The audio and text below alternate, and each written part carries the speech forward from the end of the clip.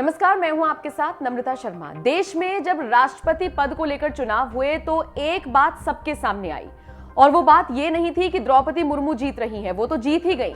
बात ये थी कि विपक्ष किस तरीके से टूट गया है। विपक्ष जो एकजुटता की बात करता है वो राष्ट्रपति चुनावों के दौरान टूटता हुआ नजर आया। मतलब ये समझ लीजिए तमाम ऐसे विपक्षी दल थे जो यशवंत सिन्हा को वोट देने के समर्थन में नहीं थे। भले ही उन्हें यूपीए का कैंडिडेट बनाया गया था लेकिन वो जीत नहीं पाए और द्रौपदी मुर्मू सर्वसम्मति से जीत गई। 64% उनको वोट मिला और आज वो देश की राष्ट्रपति हैं।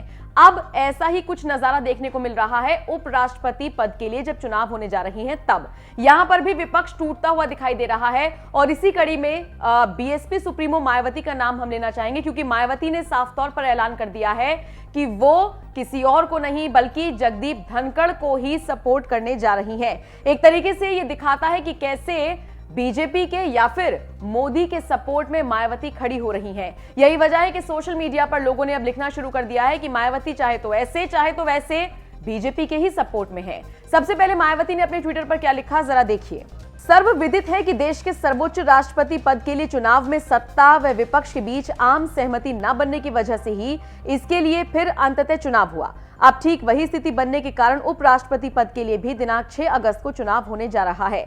बीएसपी ने ऐसे में उपराष्ट्रपति पद के लिए हो रहे चुनाव में भी व्यापक जनहित वे अपनी मूवमेंट को भी ध्यान में रखकर श्री जगदीप धनखड़ को अपना समर्थन देने का फैसला किया है तथा जिसकी मैं आज औपचारिक रूप से घोषणा भी कर रही हूं। मायावती ने ऐलान कर दिया है कि वो जगदीप धनखड़ को ही अपना वोट देंगी, अपना समर्थन देंगी। और दूसरी तरफ अब सोशल मीडिया पर लोग लिख रहे हैं कि मायावती बीजेपी की बी टीम बनती जा रही है। जैसे एक यूजर ने लिखा, she is supporter of BJP which is fact and no clarification is required other than ED.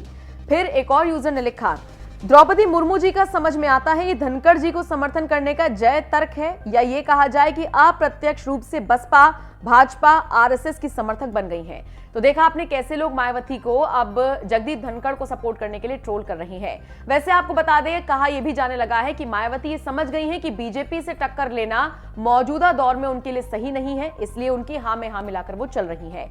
आप बताइए मायावती के इस फैसले पर आपका क्या कहना है? कमेंट बॉक्स में अपनी राय जरूर दीजिएगा।